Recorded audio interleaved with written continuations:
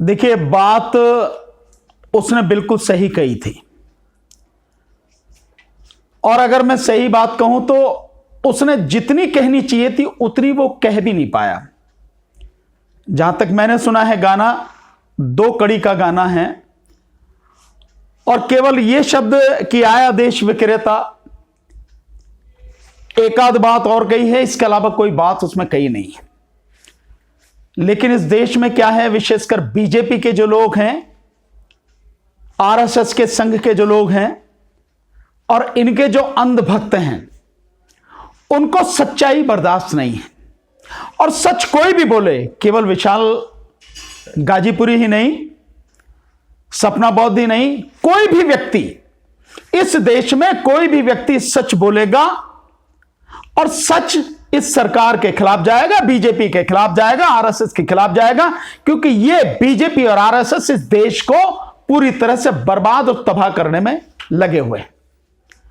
तो विशाल गाजीपुरी ने कोई गलत बात नहीं कही, सपना बौद्ध ने कोई गलत बात नहीं कही। ये दोनों बच्चे, मैं तो कहता हूं कि इन दोनों बच्चों की हिम्मत की दाद देनी चाहिए कि इतनी छोटी उम्र में भी ये बच्चे गीत के माध्यम से सच्चाई दुनिया को बताने की हिम्मत रखते हैं, और उस सच्चाई के लिए उन्हें धमकी दी जा रही है। केवल धमकी नहीं दी जा रही, उनका जो स्टूडियो भी एक कमरे का था उसे भी जलाया गया, उसे भी तोड़ा गया। और मेरे पास भी वो नंबर हैं जिन जिन लोगों ने उनको धमकी दी है, उन लोगों के मेरे पास भी नंबर हैं। विशाल ने अच्छी तरह से उनके नंबर जो रिकॉर्डिंग कर रखी है, रिकॉर्डिंग भी है उसके साथ में। तो विशाल को किसी भी हालत में घबराने की जरूरत नहीं है। विशाल को और सपना बौद्ध को, दोनों को किसी भी हालत में घबराने की जरूरत नहीं है, जरा भी डरने की झिझक नहीं, जरूरत नहीं है। जिस हिम्मत के साथ, जिस बेबाकी से दोनों सच्चाई दुनिया के सामने बोलने की, बयान करने की, गीत के रूप में गाने की हिम्मत रखते हैं, उन्हें लगातार यह जारी रखना चाहिए। देखा जाए तो उन्होंने गाने के माध्यम से एक बात ठीक ही कही है कि जिस तरीके से मोदी जी ने लाल किला बेच दिया, LIC बेच दी, रेलवे बेच दिया और काफी सारी चीजें देश की बेच दी, तो इस गाने में जो उसने बच्चे ने बताया है, तो इसमें गलत क्या है? नहीं, मैं ये कह रहा हूं कि बच्चे को ये सारी चीजें उसमें बतानी चाहिए थी। विशाल को, सपना को गाने में ये सारी चीज बतानी चाहिए थी, और 5 मिनट का नहीं, इस गाने को चाहे 20-25 मिनट का हो जाता, लेकिन पूरी जिस तरह से गाया है, जिस तरह से उसकी ट्यून है, उसी को आगे बढ़ाते हुए एक एक चीज का वर्णन करना चाहिए था कि प्रधानमंत्री नरेंद्र मोदी ने नाम लेके ही कहना चाहिए था, डरने की जरूरत ही नहीं थी। क्या है, कैसे, क्या खा जाएगा, क्या कोई किसी हिम्मत है क्या, कोई कुछ भी कर पाए क्या?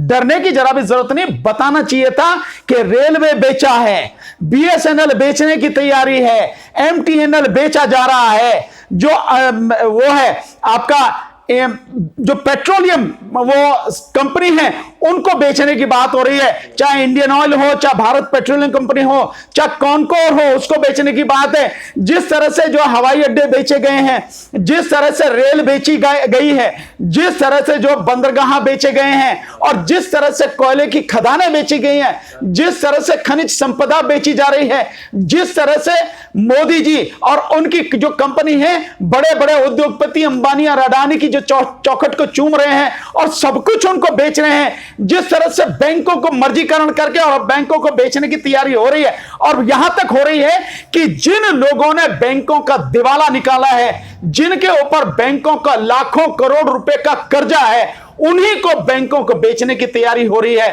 तो इसमें गलत कहां का आया देश विक्रेता? इसमें और जोर देना चाहिए था कि न केवल देश विक्रेता, आया देश को तबाह करने वाला, ये भी और उसको जोड़ना चाहिए था।